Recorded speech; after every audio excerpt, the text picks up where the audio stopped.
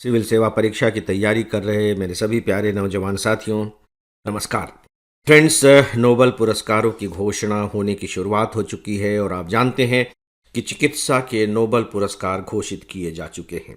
इसी क्रम में भौतिकी के भी नोबेल पुरस्कारों की घोषणा हो गई है।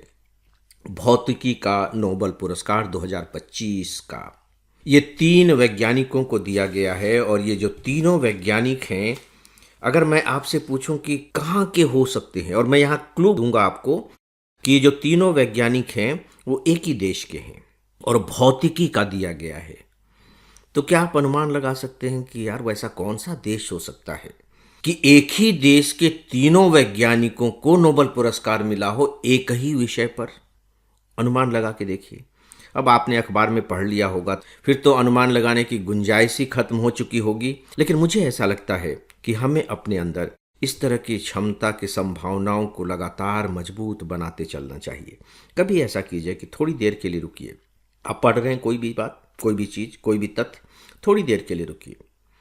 आगे तो आपको सब स्पष्ट हो ही जाएगा, लेकिन अपनी तरफ से सोचने की कोशिश कीजिए कि अच्छा क्या हो सकता है, और फिर सोच लीजिए और फिर आगे मिला लीजिए कि आपने सही सोचा या नहीं सोचा। हो सकता है कि उस समय आप गलत हों और बहुत ज़्यादा गलत हो, लेकिन उससे परेशान मत होइए। विश्वास कीजिए कि भविष्य में चलकर आप सही होने लगेंगे। तो दोस्तों, ये जो तीनों पुरस्कार दिए गए हैं भौतिकी के, ये अमेरिका के 3 वैज्ञानिकों को दिए गए हैं और इन 3 वैज्ञानिकों के नाम हैं। मैं एक वैज्ञानिक का नाम 2 बार लूँगा, बस ध्यान से सुन भर लीजिएगा। आपको न रटने की ज़रूरत है और न ही नोट करने की ज़रूरत है। एक है professor John Clarke, professor John Clark.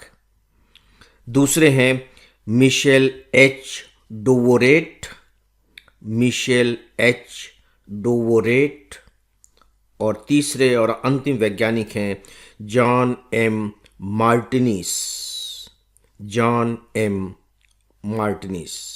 John Clarke, Michel H Devoret और जॉन एम मार्टिनिस। जब मैंने अखबारों में किस विषय पर दिया गया इसके बारे में जाना तो सच पूछिए मैं एकदम रोमांचित हो उठा, एकदम से रोमांचित हो उठा। दोस्तों, इन्हें जो पुरस्कार दिया गया है वो क्वांटम मैकेनिक्स के लिए दिया गया है। क्वांटम मैकेनिक्स, जिस पर आपकी पूरी डिजिटल क्रांति टिकी हुई है। यानी कि जो क्वांटम मैकेनिक्स है ये डिजिटल क्रांति की मदर है, डिजिटल क्रांति। और अब मैं थोड़ी सी चर्चा करना चाहूँगा क्वांटम मैकेनिक्स पर। देखिए, हमारे सामने फिजिक्स है। फिजिक्स किसकी चर्चा करता है, किसके बारे में विचार करता है? इस भौतिक जगत के बारे में, पदार्थ के बारे में विचार करता है। दूसरी तरफ हमारा जीवन है। अब ये जो पदार्थ है ये दिखाई दे रहा है और पदार्थ को लेकर के जो भी चिंतन किया गया है वो फिजिक्स है। लेकिन हमारे जीवन में बहुत सी ऐसी चीजें हो रही हैं जो पदार्थ पर आधारित नहीं है, लेकिन जो घटित होता है वो लगभग लगभग पदार्थ जैसा होता है। उदाहरण के तौर पर जो फिजिक्स है, तो फिजिक्स की बुनियाद क्या रही है, उसका फाउंडेशन क्या है? परमाणु और अणु, अणु और परमाणु, इसी से पदार्थों का निर्माण हुआ है। तो अणु और परमाणुओं के बारे में जाना गया और पूरे के पूरे विश्व की संरचना को समझने की कोशिश की गई। ये तो चलिए ठीक है, लेकिन क्या इससे परे भी कुछ है? दोस्तों, बस यही सबसे महत्वपूर्ण बात है। क्या अणु और परमाणु से परे भी कुछ है, या कि यहीं तक सब कुछ सीमित है? तो जो क्वांटम फिजिक्स है, देखिए ये जो क्वांटम है ये फिजिक्स हो गया है। तो जो क्वांटम फिजिक्स है ये अणु और परमाणु से परे की बात करता है। हो सकता है कि मैं थोड़ा सा ऑब्स्ट्रैक्ट सा आपको मालूम पड़ रहा हूं कि सर ये क्या बात कर रहे हैं। आइए इसे अनुभव के द्वारा समझने की कोशिश करते हैं। फ्रेंड्स, आपके लिए एक उपयोगी सूचना। मैंने आईएएस की तैयारी के लिए 2 पुस्तकें लिखी हैं। आप आईएएस कैसे बनेंगे, इसी के 2 भाग हैं। यह इंग्लिश में भी है। अब तक इसकी लाखों प्रतियां बिक चुकी हैं। यदि आप अपने आईएएस के लक्ष्य के प्रति सीरियस हैं तो आप इन दोनों पुस्तकों को लाइट हाउस मानकर चलें। यह आपके लिए एक प्रकार से मस्ट रीड बुक है। आप नीचे डिस्क्रिप्शन में दिए गए लिंक से ये दोनों पुस्तकें मंगा सकते हैं। कभी कभी आपने ऐसा महसूस किया होगा कि आपको इंट्यूशन हो जाता है कि अरे ऐसा हो सकता है। बस आपको लगा है कि ऐसा हो सकता है और पता लगा कि ऐसा हो जाता है। फिल्मों में, पहले की फिल्मों में ये बातें खूब दिखाई जाती थी। जैसे मान लीजिए कि एक बेटा है, वो फॉरेन पढ़ने के लिए गया हुआ है। उस बेटे की जो माँ है भारत में है। अचानक माँ अनईजी सा महसूस करने लगती है कि कहीं बेटे को कुछ हो तो नहीं गया है, बीमार तो नहीं पड़ गया है, कुछ ये उसको अनईजी सा लगने लगता है माँ को। और पता लगता है कि सही में या तो बेटा बीमार पड़ गया है, उसके साथ कोई दुर्घटना घटित हो गई है। अब आप देखिए कि बेटा वहां है और माँ यहां है, कोई संदेश नहीं है, नथिंग, कोई संदेश नहीं है। इसका मतलब क्या हुआ? जैसे आज हमारे पास मोबाइल फोन है, मोबाइल फोन से हमें तुरंत पता लग सकता है। तो ये जो संदेश है, इस संदेश के आने जाने के लिए एक रास्ता है, एक मीडियम है कह लीजिए। और वो मीडियम क्या है? Mobile phone. अब मोबाइल फोन की जो टेक्नोलॉजी है हम उस पर नहीं जाते, यानी कि मोबाइल फोन एक मीडियम है। लेकिन इन बेटे और माँ के बीच में तो कोई मोबाइल फोन नहीं था। तो ये मैसेज कैसे ट्रेवल कर रहा है? मतलब पुत्र को जो कुछ भी हुआ, उसका जो संदेश माँ को आभास के रूप में मिला, वो मैसेज कैसे मिला? इसका मतलब यह हुआ कि कुछ मैसेज या ध्वनि, ध्वनि की तरंगे कह लीजिए, या जो भी कहना चाहे आप कह लीजिए, ऐसी होती हैं या किसी पर्टिकुलर टाइम में होती हैं जब उन्हें ट्रैवल करने के लिए किसी मीडियम की जरूरत नहीं होती। बिना मीडियम के वो ट्रैवल करते हैं। तो वहां तो अणु परमाणु गायब हो गए।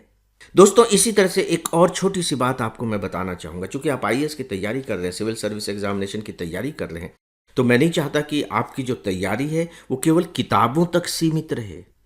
एग्जामिनर को लगना चाहिए कि नहीं, आप ब्रिलियंट हैं, आप चीज़ों को किताबों से हट करके भी देख सकते हैं, विचार कर सकते हैं। और निबंध में तो इसी की ज़रूरत भी होती है। उदाहरण के तौर पर आप चौथी पांचवीं शताब्दी पूर्व के विश्व इतिहास को याद करने की कोशिश करें। चौथी, पांचवीं, छठवीं शताब्दी ईस्वी पूर्व की बात मैं कह रहा हूं, यानी कि आज से लगभग लगभग 3000 साल पहले हमारे यहां गौतम बुद्ध हुए, महावीर स्वामी हुए।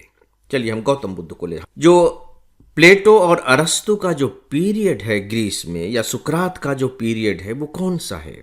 पाएंगे कि लगभग लगभग यही पीरियड है, यही पीरियड है। और महत्वपूर्ण बात इस पीरियड की नहीं है, महत्वपूर्ण बात यह है कि इनकी जो फिलॉसफी है वो काफी कुछ एक दूसरे से मैच करती है। चलिए, अरस्तु तो थोड़े से बाद के हैं, उनको हम थोड़ी देर के लिए किनारे कर देते हैं, लेकिन जो प्लेटो सुकरात हैं उनकी और इधर गौतम बुद्ध की फिलॉसफी काफी कुछ मैच करती है। तो सवाल यह पैदा होता है कि जो प्लेटो सुकरात थे उनकी कभी गौतम बुद्ध से मुलाकात नहीं हुई, आपस में कोई बातचीत भी नहीं हुई है, तो फिर वो कौन सी ताकत है, वो कौन सी शक्ति है जो सभी में एक जैसे चिंतन को लेकर के आई है और एक ही जैसा वो चिंतन कर रहे हैं? वो क्या है? ऐसे एक तो उदाहरण नहीं है। आप आइंस्टीन की जो थ्योरी ऑफ रिलेटिविटी है, जब उसके बारे में पढ़ेंगे तो आपको आश्चर्य होगा कि जब आइंस्टीन ने थ्योरी ऑफ रिलेटिविटी तैयार की, उसी समय एक और वैज्ञानिक थे, शायद वो इजराइल के थे, वो भी इसी पैटर्न पर सोच रहे थे। और बस कुछ ही दिनों का फर्क था। हम आइंस्टीन को जानते हैं, उनको नहीं जानते। और ठीक इसी तरह से टेलीफोन के आविष्कार के बारे में भी है। ग्राहम बेल ने जब अपना टेलीफोन रजिस्टर्ड करा लिया, पेटेंट करा लिया जिसे हम कहेंगे, तो उसके 2 घंटे के बाद एक दूसरे वैज्ञानिक पहुंचे थे इसी टेलीफोन का रजिस्ट्रेशन कराने के लिए, और ऑफिस से उनको पता लगा कि 2 घंटे पहले तो इसका रजिस्ट्रेशन हो चुका है। यानी कि ग्राहम बेल और ये वैज्ञानिक एक ही समय में टेलीफोन पर काम कर रहे थे और दोनों का एक दूसरे से कोई परिचय नहीं था। दोस्तों, कुल मिलाकर के मोटे तौर पर यही है क्वांटम फिजिक्स। इस पर इन्होंने काम किया है। तो इन्होंने तो खैर जो काम किया है वो डेफिनेटली इलेक्ट्रिक के क्षेत्र में काम किया है, और ये अपने आप में बहुत महत्वपूर्ण है। और आप जानते हैं कि जो क्वांटम टेक्निक है आज सेमीकंडक्टर में, कंप्यूटर में और माइक्रोचिप्स में कितना अधिक इस्तेमाल हो रहा है। तो थोड़ी सी जानकारी मैंने आपको क्वांटम फिजिक्स के बारे में दी है। दोस्तों, जो अगली खबर है वो एमएसपी को लेकर के है, मिनिमम सपोर्ट प्राइस को लेकर के है। रबी की जो 6 फसलें आने वाली हैं, जो 2026-27 में जिनकी मार्केटिंग होगी, उनके लिए सरकार ने न्यूनतम समर्थन मूल्य की घोषणा कर दी है। और आप जानते हैं कि न्यूनतम समर्थन मूल्य के बारे में जो निर्णय लेने का अधिकार है वो खासकर हमारी जो कैबिनेट की अलग अलग समितियां हैं ना, उनमें से एक समिति है आर्थिक मामलों की कैबिनेट समिति। वह निर्णय लेती है, और उसने यह निर्णय लिया है। 6 फसलों के बारे में यह फैसला किया गया है। मैं थोड़ी सी जानकारी आपको दे देता हूँ। गेहूं के बारे में सबसे ज़्यादा चर्चा होती है, क्योंकि गेहूं और जो चावल है, धान, हमारे यहाँ की मुख्य उपज हैं। तो गेहूं के एमएसपी में जो वृद्धि की गई है वो है 6.6%, या कह लीजिए 6.60%। जो पिछले साल गेहूं था वो 2425 रुपये प्रति क्विंटल था। अब जो नया गेहूं है वो 2585 रुपये प्रति क्विंटल खरीदा जाएगा, यानी कि 160 रुपये प्रति क्विंटल की इसमें वृद्धि की गई है। दूसरे रबी फसलों के लिए भी की गई है, लेकिन मुझे लगता है कि उनके बारे में चर्चा करने की ज़रूरत नहीं है, क्योंकि गेहूं ही सबसे ज़्यादा पॉपुलर है, तो इसके बारे में ही जानना आपके लिए पर्याप्त होगा। यहाँ पर थोड़ी एक बात मैं आप सबसे ज़रूर करना चाहूँगा। देखिए, गेहूं की कीमत में जो वृद्धि की गई है वो 6.6% है। 160 रुपये आपको सुन करके लगेगा कि काफ़ी है, लेकिन इसकी व्यावहारिकता कितनी है, इस पर आपको विचार करनी चाहिए। जब आप व्यावहारिकता पर विचार करेंगे तो आपको अपना दिमाग ले जाना पड़ेगा महंगाई पर, कि पूरे साल भर में महंगाई की दर क्या रही है। तो क्या ये 6.6% महंगाई की दर को मीट आउट कर रहा है? अगर मीट आउट कर रहा है तो किसानों को कोई लाभ नहीं होगा।